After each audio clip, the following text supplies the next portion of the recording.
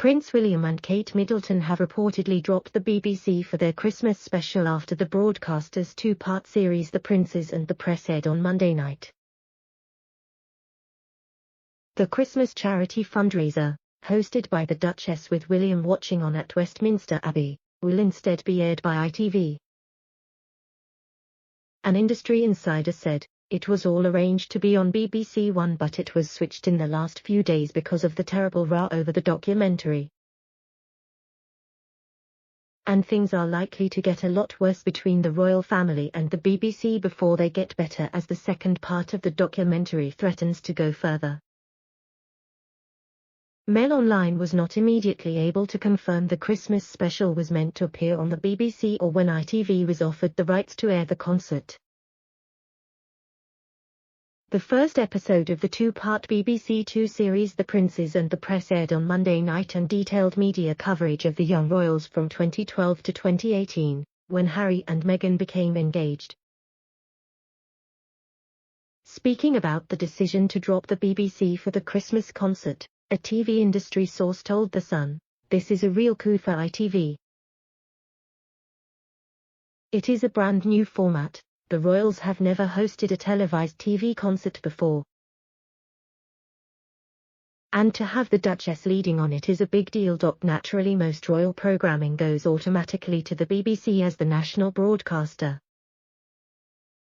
Now it looks like they will work more with ITV in the future."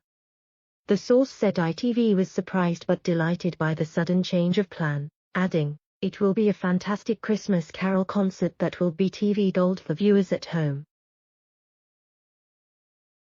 They added Princes George and Louis and Princess Charlotte may join their parents for filming at Westminster Abbey. Buckingham Palace, Kensington Palace and Clarence House last night issued an extraordinary joint statement over the documentary. It said it was disappointing that the BBC had chosen to air allegations surrounding Harry and Meghan's departure from Britain and accused the broadcaster of giving credibility to overblown and unfounded claims about the royal family. Buckingham Palace earlier reportedly threatened a boycott on future projects with the BBC after courtiers were not allowed to view the controversial documentary before the first episode was aired last night. Though the palace only provided a written statement, the episode featured an appearance from Ginny Afia, a lawyer from Shillings who represents Meghan. The show's presenter, BBC media editor and Radio 4 presenter Amol Rajan, said Ms. Afia was speaking with the Duchess' permission. In a rare on-camera interview, she insisted bullying claims printed about the Duchess were false and said she rejected the narrative that the former Suits actress was difficult to work with. Meanwhile, in a strongly worded joint statement, given to the BBC ahead of last night's broadcast, the three royal households representing the Queen, Charles and William said, "A free, responsible and open press is of vital importance to a healthy democracy. However, too often overblown and unfounded claims from unnamed sources are presented as facts, and it is disappointing when anyone, including the BBC, gives them credibility." It is understood that the BBC provided a written memo, outlining relevant allegations, but refused requests to provide an advance copy of the 2-hour-long episodes. Royal advisers believe the Queen, Charles and William have not been offered a proper right to reply. They fear the BBC's decision to include them in a documentary, fronted by self-declared Republican Amol Rajan, will give its claims a level of legitimacy. Mr. Rajan said before last night's broadcast, "We won't shy away from any controversies, whether racism, sexism, in the media's reporting of Meghan, briefing or counter-briefing." The second installment of the controversial documentary will include claims by Omid Scobie, a royal journalist dubbed Meghan's mouthpiece, that insiders from other royal households had briefed against the Sussexes. Mail Online has approached the BBC and ITV for comment. Queen's former press secretary says the BBC's decision to let Republican Amol Rajan direct royal documentary that infuriated Palace means it may not be an honest appraisal of feuding princes. The Queen's former press secretary today let rip at the BBC's decision to release a two-part documentary hosted by anti-monarchist Amol Rajan about William and Harry's tumultuous relationship after Megxit, as the royals and their lawyers threatened to go to war with the corporation over disputed claims in the show. The Duke of Cambridge, the Queen and Prince Charles are reportedly threatening to boycott the broadcaster over the two-part series. The monarch and her heirs are together expected to collectively complain to regulator Ofcom for the first time in history, with lawyers braced to launch action following the programme's airing. Buckingham Palace is also said to be concerned that avowed Republican Amol Rajan, who once called the monarchy absurd, was chosen to present the show. The Queen's former press secretary Dicky Arbiter said the choice of Mr. Rajan calls into question the whole business about the BBC and bias. Will it be an honest appraisal? There's a big question mark over that. Earlier this year, William attacked the BBC after its failings were exposed surrounding the Martin Bashir Panorama interview with his mother Diana, which the Duke of Cambridge branded deceitful. Claims by Omid Scobie that William and his staff leaked a story about Harry's mental health were cut from ITV film Harry and William, What Went Wrong? Hours before it was broadcast in July, after the claim was rebutted by Kensington Palace. Royal commentator Richard Fitzwilliams told Mail Online, the decision of the Queen, Prince Charles and Prince William to make their reported concerns about the two-part BBC programme tonight so public, makes it clear that they believe the programmes may contain incendiary material. The reported protests from the palace obviously run the risk of increasing the viewing figures, but clearly the content may be such that the palace feels that the public should be warned that, if they watch, they are seeing a point of view which may be strongly disputed. Aides to Prince William insist he did not brief against his brother Harry during the Megxit saga, as a row over a new BBC documentary set to broadcast tonight. Sources told The Times that Mr. Rajan, 38, is experienced enough to put his views to one side.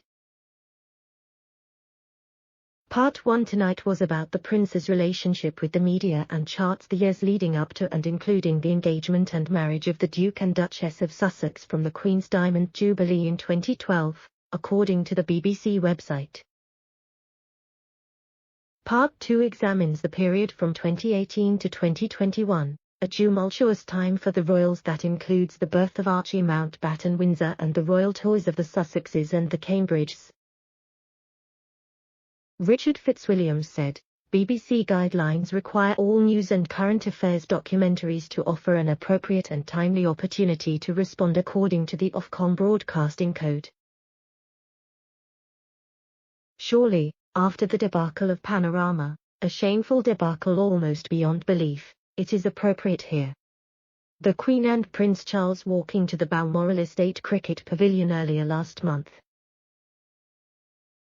They and the Duke of Cambridge are reportedly threatening to boycott the broadcaster and complain to Ofcom. Although the contents of the programmes have not been revealed, it is an incontrovertible fact that the royal family have not been given a chance to view them or to respond to any claims made in them. So the BBC faces further controversy which was surely in its interests to avoid and which surely contravenes its own guidelines.